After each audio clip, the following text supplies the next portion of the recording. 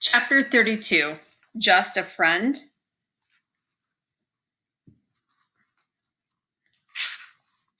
Two weeks later, the phone rang just as Cheyenne finished pouring hot water into her cocoa. She answered it. Hello? There was a silence at the end of the line. Then a voice said hesitantly, Cheyenne? Suddenly, she was wide awake, even though she had only gotten 4 hours sleep the night before. She was still having trouble sleeping. Who is it, Cheyenne? Danielle called from the living room. Danielle and Cheyenne's dad were watching a football game. Just a second, Cheyenne said into the phone, and then called out, It's just a friend. Leaving the cocoa on the counter, she walked down the hall to her room and closed the door. What do you want? She leaned her forehead against the cool wood of the door. Griffin's voice was very soft. I was calling to wish you a happy new year. How did you get my number? Cheyenne realized she was trembling. Sensing her emotions, Phantom got up from his bed on the floor and rubbed against her thigh. She steadied herself by resting her hand on the back of his neck. You gave it to my dad, remember? Twice. Didn't you think I might be trying to forget? I'm sorry. Griffin's voice suddenly sounded younger and much less certain. I'll let you go. Cheyenne didn't mean to say them, but the words burst out of her. No, wait! She took a deep breath. Are you calling from Chicago? So you heard about that. Yeah, they put me with my mom's sister and her family. They say I met Aunt Debbie when I was 3, but I don't remember it. Nobody liked Roy much, so I guess my mom stayed away after that. At the thought of Roy, Cheyenne felt her lip curl. I guess they were right. Yeah, Griffin sighed. I spent all those years thinking Mom must be mad at me. I still can't believe she's dead. Cheyenne had heard about the deaths, Griffin's mom's 7 years ago, and then Jimbo's in the woods. Have you talked to your dad? Cheyenne couldn't stand to think of Roy. It worked only if she thought of him as Griffin's dad. She had run over his lower legs with her back tires, fracturing both of them. She had also shot him in the side, but the bullet had only grazed him, missing anything vital. Her dad had told Cheyenne that Roy had been charged with kidnapping, assault, and second-degree murder. Pending a mental health evaluation, TJ faced a dozen charges, including murder. Griffin had agreed to cooperate with the authorities. No, Griffin said. I'm not allowed to.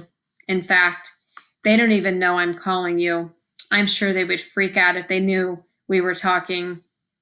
Ditto, Cheyenne said softly. I called from a payphone in case your stepmom or dad answered, so they wouldn't see my aunt's name on the caller ID.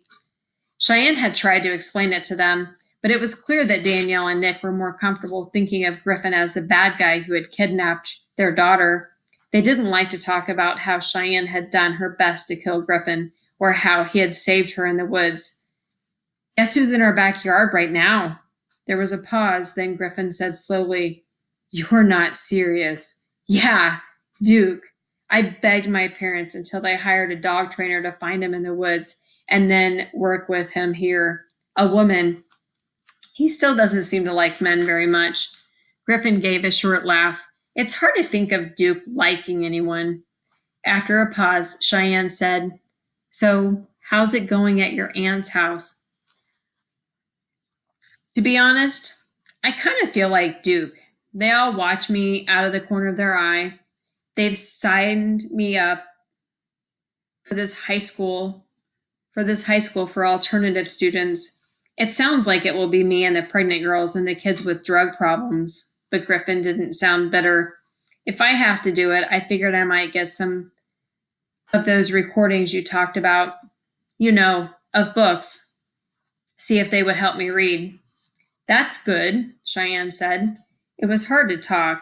She had so many emotions, but they were mixed up so that she couldn't feel any one of them. A new year, a new you, she said lightly. Hey, if Duke can do it, Griffin said. How about you? Do you have any New Year's resolutions? Just one.